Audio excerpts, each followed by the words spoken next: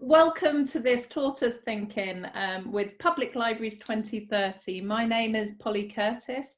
I am an editor and partner at Tortoise Media, and we're delighted to have such a distinguished and experienced group of people here to tackle this really important question of how do we move forward as libraries in this new digital world. So I want to say a huge thank you to Ilona Kish at Public Libraries 2030 for bringing us together here. The question we're here to tackle together is, how can the new digital space complement the physical space of libraries? So how do we move forward with a combined model that makes the most of what we've learned through the COVID-19 crisis, but doesn't lose the best of library traditions?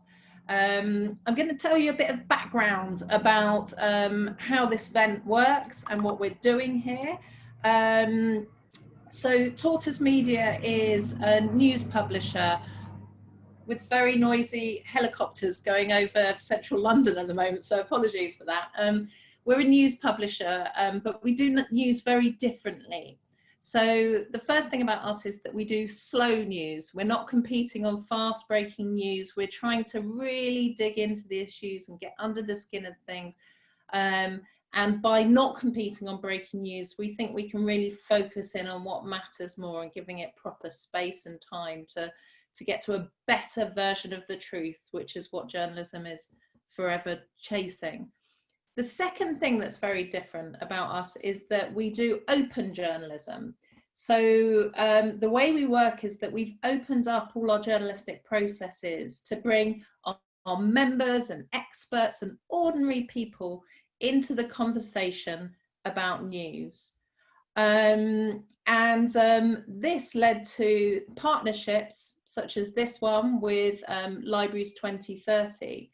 In which we pursue very particular questions with groups of people who are incredibly knowledgeable about subjects, hence bringing you together with libraries, Public Libraries 2030 to discuss the future of libraries. So the way we do open news is in these conversations, by getting people to share their experience and give their knowledge and exchange ideas, really. It's an open conversation to exchange ideas. And it's lovely seeing you all saying hello in the chat there. I think a lot of you know each other. So thank you for bringing us into this conversation. We want to hear from as many of you as possible. So the point of this is not for me to sit and talk or for our invited guests to lead the entire conversation. We want to hear from all of you. As Lona says, don't be shy. And there are two ways you can contribute to this conversation. The first is you can raise your digital blue hand. If you click on the participants button and then you hit a little grey button that says raise hand, that is how you get my attention to speak. So anytime you want to contribute a thought or take part in the conversation, raise your blue hand. The other alternative is that you can leave a comment in the chat and we'll come to you, but we'll also distill this conversation and everything that happens into the chat into a email that we'll distribute afterwards. So we've all got a record of this conversation and can reflect on it afterwards. So to start and to warm us up and to get us our thought processes going for this conversation, I wanted to welcome a really impressive and brilliant speaker on this subject. Tony Agay is the Chief Digital Officer at New York Public Library. He was previously controller of the archive development at BBC and has experience across industries in doing digital transformation. Tony, welcome to this Thinking. Thank you for joining us. I think you've prepared some comments to kind of get our thoughts going. Do you want to give your thoughts on COVID-19, what we've learned and how we move forward from this moment? Yeah, I think And obviously the events in America over the last few days have kind of coloured some of my thoughts, and I think it's important, you know, for us to kind of acknowledge that there are other kind of societal issues that libraries may have in the past hoped that they could support and help. And I'm really hoping that there is a role for libraries in reinforcing the kind of the aspects of democracy and right through to the Constitution. But I didn't want to drift too far away, and kind of just stick to three thoughts that I just wanted to land. I'll just tell you those three thoughts now. One is it's an exciting time. Secondly, you know, for libraries and the use of digital technology in libraries. Secondly, I wanted to kind of just tease out some thoughts about the way that technology that may have been designed primarily to support consumers has to be kind of reconsidered for citizens. And then thirdly, a kind of a provocation, which is, you know, the resistance starts here. You know, is there a digital resistance that the libraries can own and represent? I don't want to get too, as I say, I was more lighthearted when I wrote that 2 weeks ago than I might be right this minute. But I'm going to stick with that theme.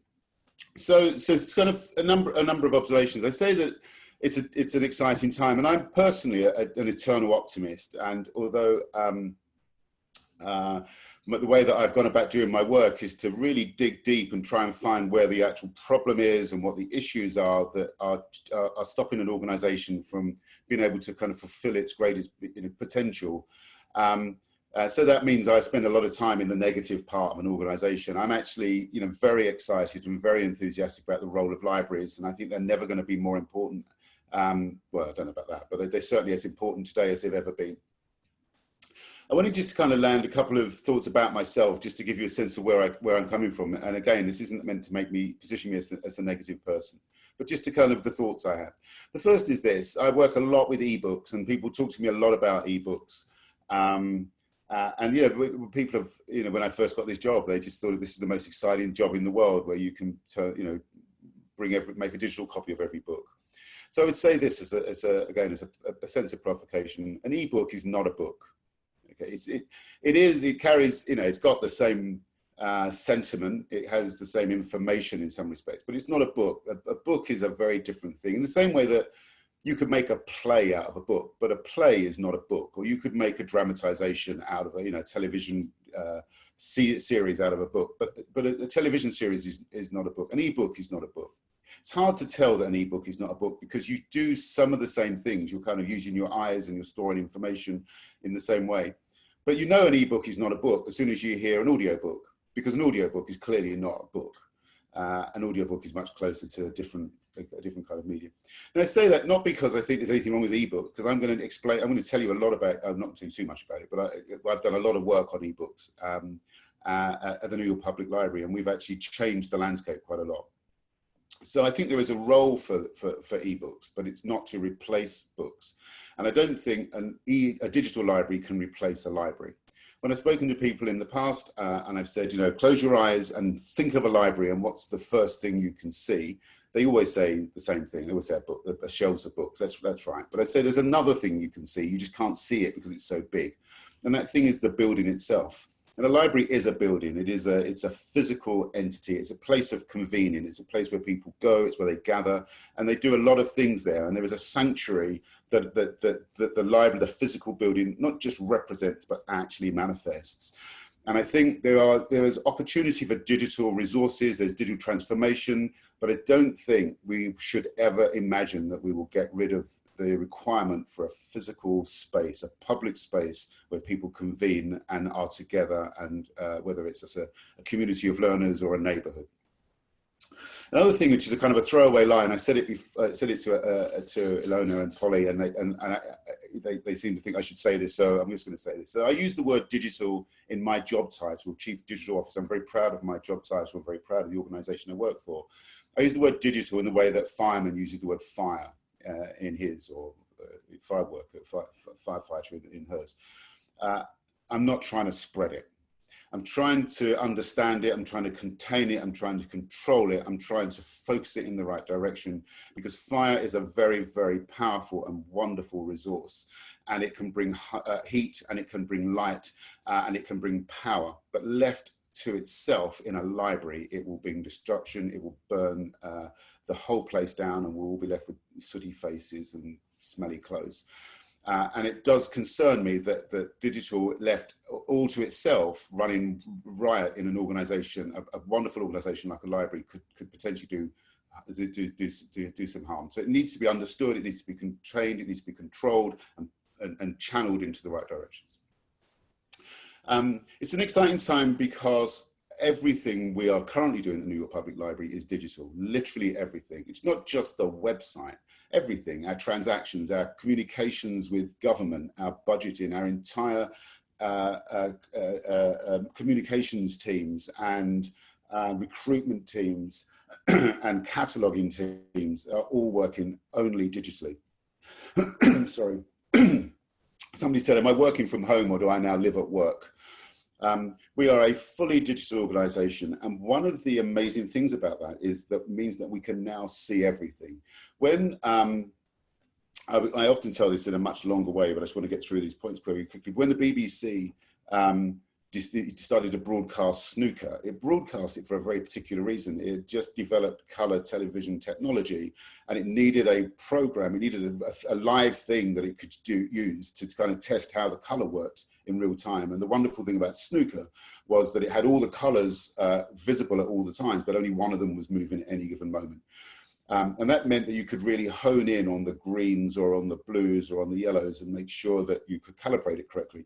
We are exactly at that moment. Everything has stopped. The only things that are moving are digital. And therefore, anything that happens, any transaction, any request, any good thing, any less than good thing that is happening in a domain that I can see everything and nothing else is confusing it. That's really interesting. So, you know, one thing I noticed, of course, is I can now tell the amount of traffic that came from within our buildings. I mean, it's quite straightforward. Any traffic that is coming to our services now must not be coming from our buildings, and I can just extract one from the other. And I can see exactly why the services have changed, because those are the people who are on site who are doing things. I can now see the services that we offer to people who are off site. And that is a really exciting opportunity for us. Secondly, I can see a completely different demographic. Now, that's not necessarily a good one, because I can see that there was a lower demographic who were physically coming into the building and a slightly higher income demographic that is using those resources externally. But it does mean that I can start shaping our resources and start understanding how the digital inequity of New York is playing out in real time among the people who would otherwise have taken advantage of the library. A couple of just interesting things that are worth saying. Ebooks, the only way you can get a book today is an ebook. Before the virus, this is well, it was going to be our secret, but now I'm going to tell you, so everyone's going to know this. Actually, we never said much about this. Before the virus, about 1/3 to a half of all our adult lending was actually ebooks. We didn't say much about that. It was kind of a thing that we kept quiet for a number of reasons. A lot of it is because it was a very particular kind of reader. So it wasn't as if, you know, we had a cross section of all adults. It was a very particular kind of, you know, educated, high income, you know, voracious reader. So, but about 1/3 to a half of all adult reading. Of course, today it's 100%. The number of people who've taken out an ebook from the New York Public Library through any service in the last year is around about 220, well, when I last got 227,000, nearly 250,000 people have taken an ebook from the New York Public Library. And that is growing. We've put on about 50,000 new e-subscribers just during this period of time, because obviously there's no other way of getting a book. In the past, all of those actually would have been supported by commercial organizations, commercial vendors. We've spent a lot of time in the last number of years creating our own independent platform. Again, it's not something we've trumpeted. And we are slowly migrating all of our patrons to our own platform rather than the one that was controlled by the commercial vendors. And, you know, we're not going to give them back after this. So, you know, we have now kind of established a kind of a stronghold over our own e-patron group, and we can see a number of things. The other thing that surprised me is that the research collections has gone up. Now, I say that because I imagined that the majority of people who are using our research collections were actually on site. And we've got, you know, there's 3 amazing sites: Schomburg for Black culture and history, the Library of the Performing Arts, and the one with the lions, which is the kind of humanities. So it surprised me that actually demand on our research collections has increased, and we've been able to serve more. That's a great opportunity for us, because it means through digital electronic document delivery, that is, you know, that's all gravy. We can see now that we can extend our reach, both in terms of geographic and hours. We can be much more useful, much more meaningful to the research communities. And it didn't occur to me that that would happen. Now, but it's obvious, it's because all research centres are closed, and therefore the only one that's providing any resources is now the New York Public Library, and so that's why the growth is there. But nevertheless, that is a great opportunity for us, and we've really got to capitalise on that. The other thing I would just say is that by taking control of our e-reading environments, and it's not just the commercial branch books, we have aggregated as a new, it's under beta, so you'll have to poke around to find it, but we've just created a new thing for research books. They're mainly public domain and open access books, but we've now put nearly 2 million open access and public domain books into a single environment. So when you come to the New York Public Library, not only can you get access to our circulating collection, which is around about 400,000 titles, but you can now also get at this great kind of collection of about 2 million public domain books. Now, you know, they've been digitized by a number of people, Harthy, Internet Archive, Google, as well as ourselves. But they're all aggregated together, and they're now in an environment where only you and the librarian are having a relationship. You don't have to go via Google. You're not leaving a footprint. You're not leaving a trace of what you're searching for. You're not leaving clues into your research. You're now having a direct one-to-one relationship with the librarian over a collection of material that is provided only for the research needs.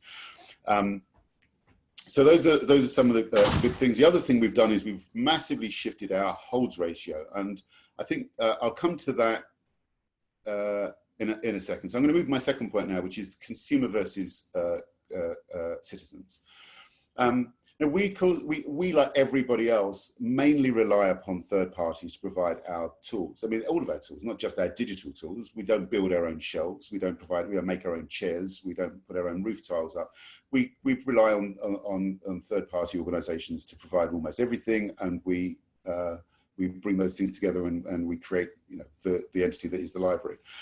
However, we own the chair. You know, nobody is doing anything to the roof tiles once the roof tiles, as far as I'm aware, no one's doing anything to roof tiles once they're up. The building is our building. We control who goes in, who goes out, and we know everything about it. And we make an active point never to know very much. We try not to gather any information we don't need. We have 2 kind of basic principles. We only ask for the information we need to deliver the service you ask for, and we only keep it until we've delivered the service, and then we get rid of the information. So the most obvious thing is we've got no idea who's read what books ever. We just don't know. But there's lots of other things we don't know. Obviously, we know that's not true of the current business models of digital services, and that concerns us a lot. I used to call these the 4 horsemen, but I'm now going to call them the 5 horsemen of the digital. I don't know what I want to call this. I wouldn't go as far as apocalypse, but it's a kind of, you know, a dystopian kind of perspective that is kind of imposed on us.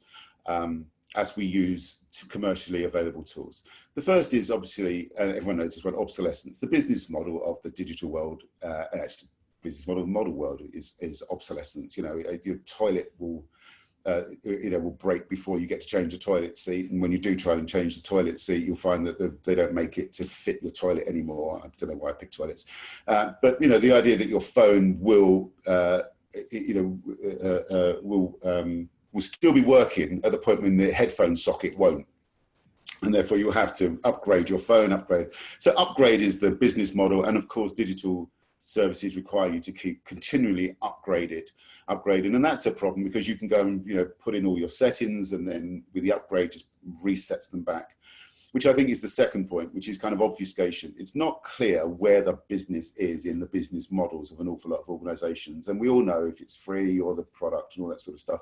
But actually it matters a lot inside the library, because our goal is to be very clear and transparent and be equitable. And yet we ourselves don't often know what it is the business kind of incentive behind the tools that we're deploying and using, we're in good faith. The third one, of course, is surveillance, and I'm not going to spend much time on that other than we kind of know that somewhere in there, everything is looking at everything. But it does lead me to the fourth one, and this is not actually a word that I would apply to libraries, but I would apply it to a lot of organizations. You know, it's collusion. Because you get to a point when it suits us to suit them, and it doesn't matter whether it's Facebook or I don't know why I'm picking on Facebook, but it doesn't matter which organization it is. Eventually you become so kind of dependent upon the service they provide, it becomes impossible to extract yourself from them, and therefore you decide that you're gonna, this is acceptable. There's no other way of doing it. You've got to the point where the service is now so fundamental to what you do that taking it away would be harmful, or trying to replace it would be unaffordable, or even admitting that you are doing a thing that you shouldn't really be doing or didn't think you were doing or has happened in your name by mistake would actually cause you, so whether it's PR or problems or trust problems, then in the end you just stay silent, and that leads you to the final one, which is, I suppose, a sense of indifference, because if you can't do anything about it, then it's kind of better to not look at the thing. If I can't see it, it can't see me. Now, those are real challenges for any organization working with digital tools. There's an author, Flann O'Brien, who wrote a wonderful book called The Third Policeman. And in it, he writes a chapter where he talks about, he said a guy is kind of becoming half bicycle. He's ridden his bicycle so heavily and so hard for so long that he and the bicycle are beginning to change place. And he sort of says, like if you hit a hammer onto a piece of concrete and look back at the hammer, a little bit of the concrete will be on the hammer, but also a little bit of the hammer will be on the concrete. And he said, if you keep hitting hard enough, eventually the two things will switch places.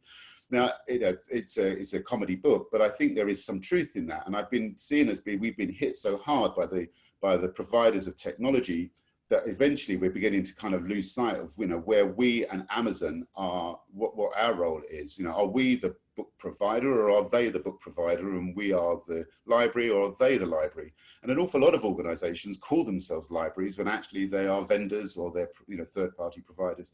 So I think there's a kind of aspect of us that have got to remain diligent and understand that, going back to the point I was making, a lot of these tools are built for consumption and for consumers. They're not built for citizens, and we're an organization that protects the concept of citizenship and the researcher and the privacy of the individual when they are at study or even reading for pleasure.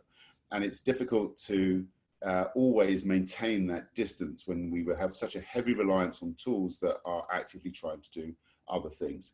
I was going to mention hold ratios. I'll say it very quickly. In the physical world, at the New York Public Library, at least, you can hold 30 books, and you can take 50. You can hold 30 items, and you can take 15 out at any given moment. It includes DVDs and other non-reading materials. And so when the commercial vendors turned up and they provided our e-reading resources to us, they followed that model and said, oh, okay, well, you can hold up to 30 items, so you can have 15 of them at any given time. Now, it doesn't make any actual sense, because in an e-environment, actually, you can switch them out at a moment's notice. So you don't need to have 15 downloads in your own e-reading library. Whatever. The reason that it benefited them was because every time there is a download, that is one part of a license used up. And their goal, I suppose, is to sell us as many licenses as they can, and they can sell us a lot of licenses if they can stack up a lot of holds and a lot of people downloading books they may not read. During this COVID period, we took the decision to change that figure, and we changed it from 15 to 3. You can now download 3 books, and you can now hold 3 books. What we've noticed is that reading has gone up, that reading satisfaction has gone up, the amount of consumption has gone up. We have managed to, we've added about 50,000 very active readers. That is about 150,000 books out at any given moment with this brand new group. They're all taking 3 each, plus the 200 or the 100 and something thousand people we had in the first place. We've serviced all of that group of people, but somehow we have managed to stay very close to our original budgets. Now, we've got over a little bit, that will be true. But the idea that that huge amount of additional consumption, and we've stayed very close to the budget that we had in the first place, if we hadn't changed those holds, I'm pretty sure we'd have probably bankrupted the New York Public Library. So the ability just to understand your own technology, understand your own business, understand your own consumers, your own patrons, your own users, and to modify it according to their needs, not to the needs of the marketplace. The last thing I'd just say is a kind of a provocation and a placeholder. The resistance could start here. I was reading about a guy called Joseph Lister, who was, you will know him because of, you would have heard of Listerine, which was named for him, not by him. He was a surgeon in the late 1800s, early 1900s, who noticed that if you went under the surgeon's knife, you had a 50-50 chance of, well, living or dying, whichever way you wanted. And he thought those odds weren't good enough. He thought they weren't bad if you were coming for a gunshot wound, or if you were having a what would you call that thing, goiter, or whatever it is, a cyst taken out of your throat. But if you had a broken finger having fallen off your horse, the idea that you had a 50-50 chance of dying because they were going to look at that compound fracture, he just thought those odds were wrong. And so it occurred to him, given that most people died of exactly the same thing, no matter what it was they came in for and were operated on for, they kind of miasma, of the same thing, the miasma. He started to suspect, looked at the work of Louis Pasteur and realized that there was something else going on, that actually the surgeon was putting the disease in to the patient. It was the transfer of germs and filth and dirt into the wound that was causing the problem. The wound wasn't killing anybody. It was the bacteria that the surgeon was putting in when they were performing the operation. It was interesting that all of the cleaning in those operating theatres took place after the operation, not before, which is obvious. But they would clean the blood and they would clean the tools after they'd performed, but it didn't occur to them to clean them before they did the operation. Now, he kind of came in with carbolic soap and spray, and it was very stinky for a while, but he kind of realized that they had to disinfect the tools. And the thing I would suggest is that we may look at disinfecting our tools. We are using off-the-shelf tools. We are using tools that we know are commonly available and publicly accepted. But I think inside a library, we might take a different view and start looking at the tools that we use to provide the services that we want to provide, and make sure that we are taking responsibility for them, they're as clean as possible, and try and go back to that sense of a physical sanctuary, a place where when you come into the library, when you come onto our properties, whether it's online or otherwise, that we replicate the same sense of care, attention, diligence, and safety and concern for you that we would in our physical libraries. This is not an environment where we should be taking things lightly. We need to respect the trust that we have built up over a century and a half, and be good for that in the digital environment, and be as good for that as we were previously. So I hope that those three thoughts are helpful, Polly, and I'll hand back to you. I'm sure there were more than three thoughts in there. I've written down about 14, I think, but so many interesting points raised. The ebooks are not a book, not just simply replicating. In journalism, we just slapped our newspaper articles up on the internet and didn't understand why we were putting people off. So I really relate to that. And the idea of the library as the physical space being so critical. The warning about third-party tool dependency and mixed motives, and the focus on the user. So, I mean, it's so many interesting points, but I'm sure people will be really mulling over what you're saying and maybe having different views. And the thing that I didn't say about thinking is that this is a space for civilized disagreement. So if there are things in people's minds that they want to raise, that they thought something different to Tony, this is a really great way to do it. We want to get into a debate. So I'd really encourage people to raise their blue hands and get stuck in the chat below. I wanted to come next to Ilona Kish, who I should have had at the beginning to welcome us here, but I thought maybe Ilona, because you know everyone on this group, you could say hello and maybe reflect a bit on what Tony said. Yeah, thanks, Polly. I just, firstly, it's just so lovely to see those of you that I can see. And as many of you know, this was intended to be a physical meeting in Brussels. So I'm just really grateful for all of you who've been able to join. I want to thank the European Cultural Foundation, who've sponsored and is supporting all of these events. I want to remind everybody that most of us are not native speakers, so if we're going too quickly or there's something that you didn't quite catch, just put a note in the chat. I think we're a unique space for convening people from all over Europe, and it's such a unique opportunity to just kind of start this conversation and tease out, you know, what are the issues around digital? I mean, it's such a vast topic. We've got half an hour now, so I just wanted to say it's the beginning of a discussion that we're going to be carrying on. It's a discussion we could have at any time. It's obvious that the COVID crisis has pushed this question right to the forefront, and I think that something I'm not sure came out so strongly, something that Tony kind of alluded to in the ebooks and not books, digital. You know, the heart of the library isn't in the books, it's in the shared experience. And I think that that's what we're kind of struggling a little bit with, really, is that if all that we can do is lend books digitally, or now in the restricted openings that we've got, we're being reduced to a very limited or kind of old style vision of what libraries used to be.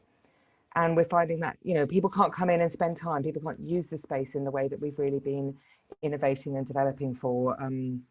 I think the other question is what are the creative learnings and experiences that we've had? How hard has it been? I think, Tony, in the prep we talked about how digital story time doesn't replace physical story time, but is it, how successful or not have been the kind of bridging steps that we've had to make in the period when the physical buildings have been closed? How have we managed to cultivate and curate our communities in a digital space? I guess that's some of the stuff that I'm thinking about. And of course, just to remember that this is the first of 3 sessions, and we want to sort of wrap them all up together into a kind of jumping off point for some key learnings and how we can grow our network of innovative and progressive libraries moving forward. And I'm saying hi to lots of you on the chat, and I'm going to start picking on people to jump in or stuff, but you go ahead, Connie. Thank you so much. Lona. Thank you very much. I can see Erna Winters has their hands up. Can we come to Erna? I'd love to hear what Erna has to say, and then afterwards, if I can pick on Martin Freeman afterwards, who's been making lots of good comments in the chat. Hi, Erna. Hello. Hello. Well, I was wondering, well, of course, the situations in different countries are different, and the way we deal with the coronavirus. But we've had the experience, and I'm curious to find out if other countries or other libraries have the same experience, that during the lockdown, we got at a certain point quite some questions from primary schools where the kids were having online lessons, and the schools were begging us to deliver some collection of paper books because the kids had so many digital time that they felt that if they also had to read ebooks, that would also be behind the screen. And of course we gave them lots of tips with online videos on how to do certain, well, to make reading fun, and to also guide them towards the ebooks. But the schools were really insisting in that we would deliver some paper books because they said, well, the fun of reading a paper book is so much more than reading a digital book. So in the end, we made packages with books and with some extra materials that they could find out and do new stuff with books. So I was curious if other libraries also had that same experience with schools or other organizations demanding paper books to get away from the screen. That's a great question, Anna. Which country are you in? The Netherlands. Netherlands. That's really interesting. It did make me think a bit about Tony's point as well. What would be more cost effective, to get an Amazon delivery to all those kids' houses, or for you to kind of do the distribution problems? Did you encounter that at all? No. It was when we got the demand or the question from the school, we said, okay, let's dive into that and see how we can safely deliver packages. Every kid got a special package, so it were different books, and we told them just keep them for as long as the lockdown is there, and when the time comes, you come and bring them back to the library. That's okay. Oh, well yeah, I'd love to hear other people's reflections on that, whether there are other people who have done similar things, or other kind of innovations that you've experienced through this period that kind of reflects the experience that Tony's talking about. But shall we come to Martin Freeman next, who, hi Martin, hello, hi. I saw you very active in the chat, raising points around ebooks, and I wonder whether you could share that with, oh, Mark. Sorry, not Mark. Yeah, don't worry, don't worry. I'd like to be a famous actor, but I'm not. Oh yeah, that's what I got. That's where you've got it from. Totally. In fact, I did actually go to school with someone called Martin Freeman, but there you go. Yeah, I mean, I think what I was interested in was this fact that we've obviously been working digitally over the past 12 weeks. We locked down in the UK around the 23rd of March, and we had quite a long period before we actually closed our libraries down. I think, you know, like most people, our e-lending was significant, but it wasn't massive, not before we actually closed down. We did go for a much higher rate of lending after we've actually locked down. But our experience really has been that we haven't really had the content that we needed to actually loan. And I think, you know, looking at colleagues, certainly Erna in the Netherlands, who talked about the agreement in the Netherlands with publishers there about the content that they get and what they get. So just by way of example, one of the things I put on was, you know, I particularly like things like Scandi Crime. There's an Icelandic author I particularly like, and I can't get her stuff on our platform at all. And I can get some things from some of our UK authors. I might get, I don't know, number 4 out of a series, but I can't get the first 3. So actually, by going onto the digital, really what we've done is we've reduced the content. And it's great to have it as a kind of something to keep us going, but we do need to do an awful lot of work with our publishers to make sure we've got more content, because I think coming out at the other end of this crisis, we will want to actually develop our digital service. We will want to build on the experience we've had, and we've all been forced to actually create things very quickly. And there's been some fantastic innovations across the UK, but we do need some sort of, we need to use this as evidence, I think, to actually build on what we've got already. And I know that Neil is on with us at the moment. He agrees with us particularly about that. We need to go and talk to our publishers, Neil in Manchester. I think Marion also is also on here from Oxfordshire. We need to think about, you know, where we're going. I think we need to get back to that physical space. We do actually need that, because I think the last 12 weeks has really proved to me that people need spaces to go to, places to meet, and it's going to be different. But actually, that's going to be even more important to get communities back together. So we've got a lot of work to do to actually sort of place ourselves in communities, work on our digital, widen out that content. But don't forget that it's not everything is digital. We've still got lots of things we need to keep in mind, which are only available through print. So you know, I think that's me. So I had a couple of follow-up questions. That quick. Thank you, Mark. Just a couple of follow-up questions from you. Where is the blockage with the publishers with ebooks?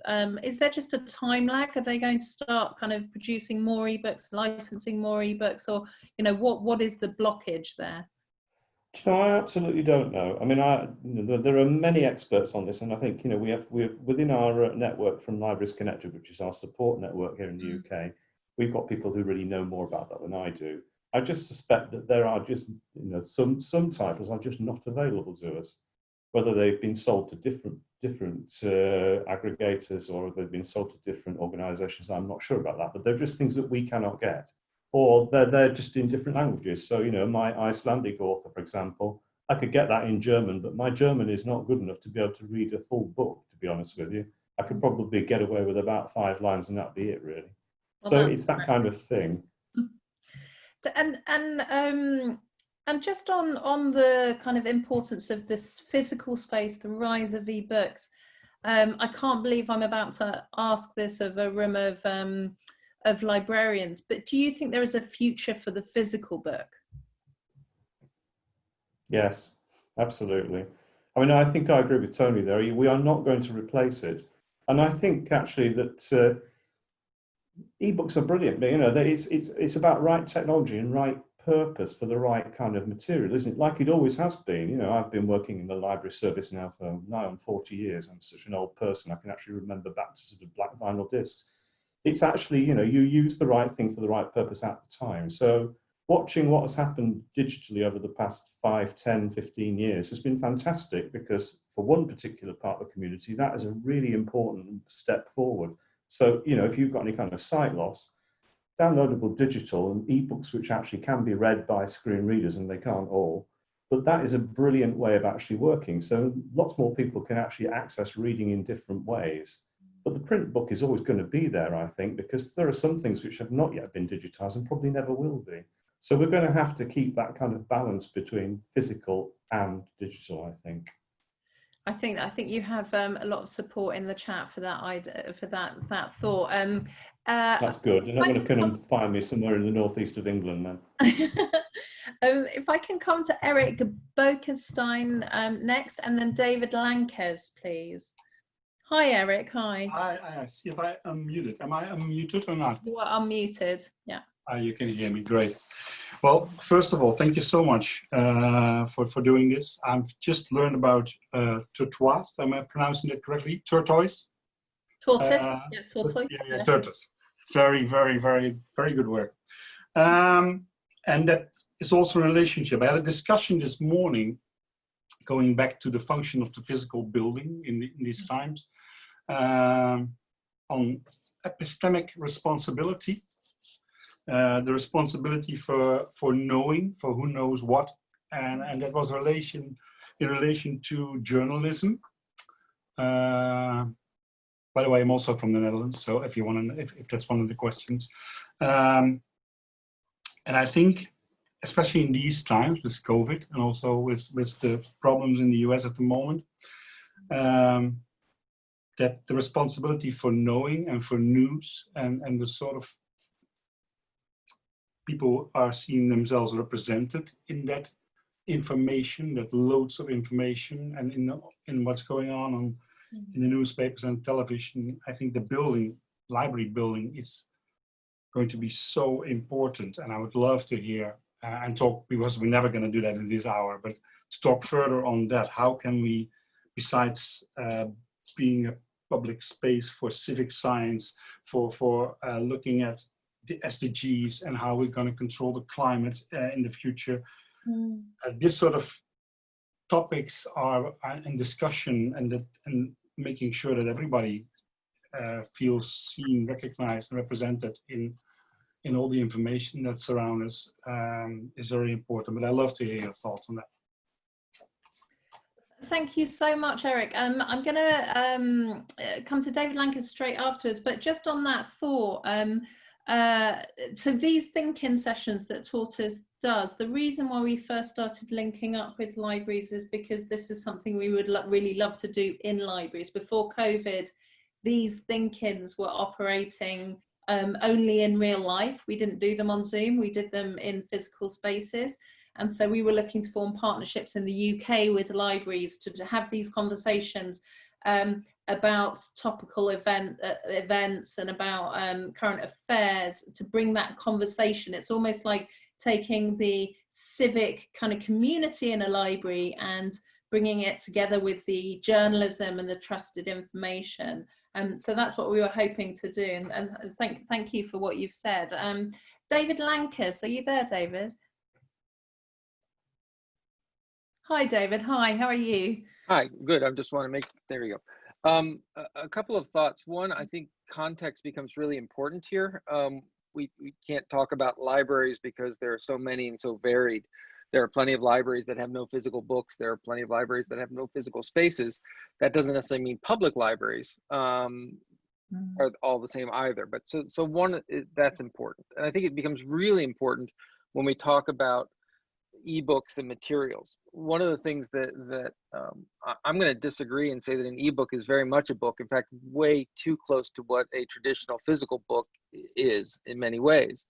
One of the things that we are struggling with is, as we're in this COVID world, the easy way, that's maybe more traditional way of being social, which is in our spaces, which is in our physical proximity, is challenged. And we haven't really been forced to think out loud about what it means to be a social gathering space for all these issues online. And ebooks can actually be part of the solution. I mean, we've already heard, for example, that the notion of creating platforms with privacy in mind, with openness in mind, that all of that is something we can do. Well, that has nothing to do with a physical book or an ebook. That has to do with policies and what we want our community and how to support our communities. One of the things that I'm really interested in is in story time. Story times have gone virtual. Read Aloud has gone virtual. And in many ways, it's better. It's certainly, once again, context matters. It's better in that more people can access it. They can access it at all times of the day. They can access it, you know, if great one's going on in the Netherlands and I'm learning Dutch, I can go be part of that story time. I couldn't do that in a physical setting. And in ebooks, and ebooks are really interesting because they're relatively low threshold to publish unheard voices. If we have people within the community that want to share their narrative, share their stories, share their struggles, share all of these things, the ability to put out an ebook is just so much easier than the idea of a physical book in general, and certainly a published book altogether. Through traditional publishing gatekeeping features. And then there's the idea that once again, why I think they're so close to regular books is because reading can be an extraordinarily social event. I mean, even look at pick technologies here, but you know, choosing Amazon's Kindle, you can see the sentences that are quoted most, that are highlighted, that notes, and you can imagine going to the next level of actually having conversations within the text and within the narrative.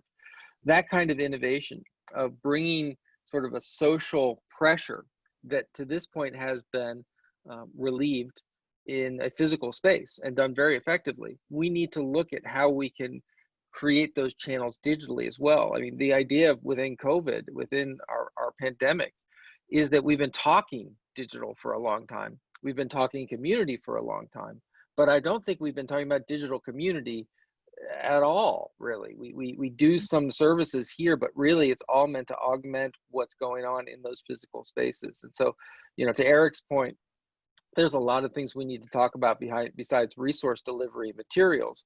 And we need to be able to talk about that in a virtual setting. How do we have these hard conversations? How do we have discussions? You know, we're looking right now, I'm in the US, sitting in a building that's about 400 meters from where a protest began burning cars in a parking lot last night. That's something that public libraries should be able to provide a forum or fora to, and would have in our physical spaces. But now we're sort of looking and saying, well, what can we do online? We can provide a fora and we can have these discussions and we can moderate those as well. So sorry, a bit rambling, but lots of good points being raised. That's absolutely fascinating, David. Thank you. What you say complicates things, because I was starting to get to a neat place in my mind where you had physical spaces for communities, digital spaces for different services around information and resources. So complicated. Thank you. Spaska Tarandova has her blue hand up. Hi, Spaska. Hi. Hi. Hi all. And where are you, Spaska? From Bulgaria. Bulgaria. I want to share how influenced this crisis to the community. In the first 2 days last week, when we opened the libraries again, there was a huge queue in all cities, and community understand how important is the libraries for the community, especially for those who live alone. We have a lot of elderly people who live alone, and live communications between people after 2 months the quarantine was very important for them to visit the libraries, to talk with the librarians, to other users of libraries. And I think that is very important to keep the balance between the physical libraries, like place for the communications and gathering people, and also developing of services, online services. And one funny example from Bulgaria, some of libraries organize on their YouTube channel reading sessions for schools for the first class, not forgot to reading aloud, and they start to read one by one aloud and to practice their reading skills. And teachers appreciate a lot of these activities. After all day online study, these different activities was very interesting for children, small children, and also for parents. Of air after all day online learning. It's amazing hearing the kind of different things you're doing. I'm just reading in the chat as well, other people saying they ended up making visors and doing things that are completely different to their day-to-day purpose as part of the community response. Thank you, Spaska. Was that what you wanted to say? Was there more you wanted to say? In Yeah, general, thank you so much keep the balance between physical and digital. Yeah, to get the balance right. Do you think, Spaska, a question just on that, do you think COVID-19 has changed the way you think about the balance between physical and digital? Yes, I think in Bulgaria, that in the society start the conversations about the digitalization of library archives. The process in Bulgaria goes slowly in general, and like professional organizations, we have our task and our meeting, and we try all the time to convince decision makers to force this process, but somehow they didn't find the money. It's not the right time to do this. And after the crisis, in many journalists and in the society start this conversation about the process of digitalization, and also access of users to the e-resources in libraries, and conversation about the ebooks, because in Bulgaria the publishers somehow avoid this topic in last 5 years. They still think that the most important is the paper books, and they have some doubts about the license in libraries and how the process is going. But now we'll start this discussion, and I think it's important for the community, and is the effect of the coronavirus. A lot of people understand that in some cases the digital way is only way. Yeah. Thank you so much for that. I was very interested to read Jerome de Boer's comment about David Weinberger, who suggests that librarians could immerse themselves in online discussions to kind of fact check and challenge kind of fake news as it's getting out. I mean, that's a very interesting kind of digital endeavor. I mean, it would take a big army of librarians to do that. But very interesting. I'd love to come to Saskia, and I'm interested in the conversation that's happening in the chat about, do we think there'll be more funding for digital going forward? But Saskia, thank you for joining us. What was the comment you wanted to make? Well, first I will present myself. I'm the digital champion for Belgium, and together with Ilona, also in the governing board for digital skills. So I'm not connected with the library. But I think reading, the reason why I joined in is I think it's clearly not or. So the title, space complement to the physical, it will be an end. And listening to you all, it all makes sense, but maybe it's too much, and apologies for being Flemish and direct, too much seen from the where were we yesterday, and what can we build on what we are doing yesterday. So yesterday we had to do with books, tomorrow it will be ebooks. I would maybe put an additional outside-in vision, and there COVID-19 was clearly helping, that we need houses for social inclusion. We need people capable of connecting to each other, even in very difficult situations. We had kids with pre-teaching who were in difficulties. And if you list all those aspects, then the question is, could the future library of tomorrow be an answer on that one? And then if you have, yes, then it's a question of, do you do it online? Do you do it physical? And what kind of competences do we need? So I just wanted to bring into the conversation a little bit an outside-in view, instead of too much building. That's what companies do wrongly also. They pull a little bit on the business model they had. I think it would be more interesting if you take the discussion and broaden it a little bit open. That's a fantastic challenge. Thank you very much. I had in the discussion I had with Tony before this event, we talked about kind of what is the essential purpose of a library, and working out what that purpose is, and throwing away the methodology and thinking, what is the purpose before you start redesigning things to try and move what you already do online. I think that might be a bit about what you're getting at. Tony, I wonder whether you want to just reflect on what Saskia's just said, that brilliant challenge we just had. Yeah, I completely agree with you, Polly. I don't think I can say better than what you did. I think it was a really important observation and a really exciting opportunity for us. Thank you, thank you. We've got a couple of minutes left, and at the end of the Thinkin, it's my job as the editor of the Thinkin to wrap up the conversation and condense it. But just before I do, I wanted to come back to Ilona and get some last thoughts from Ilona about this discussion, because we're going to have these two further Thinkins exploring these ideas. I'd love to know from Ilona where you think this conversation has got us, and so we can think about what we're focusing on in the next session that we hope you'll join us for.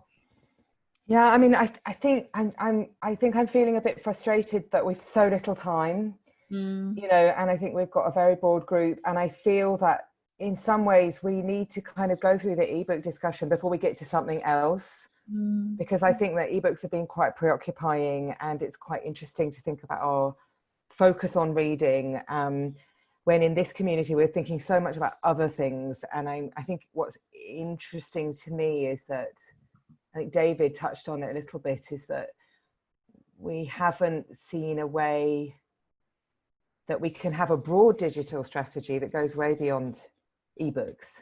You know, the functions of the library as a fully functioning space, book lending is a part of that, and we're not really, I mean, it's an extreme situation when the physical buildings are closed, and that's provoked some interesting learning. And I think now we're cautiously moving into reopening. I think we need to create a space, and I think we can do that in PL 2030, where we think, what are the innovations that we take back in? And it's, sure, there's stuff around licenses with ebooks, you know, but I think that question about the engagement with the community, how we capture, how we manage it, digital inequality, and as Saskia said, it's never been either or, you know, since the internet was, you know, it has to be mutually, but I don't think we're really at the place yet where we understand how digital enhances the physical offer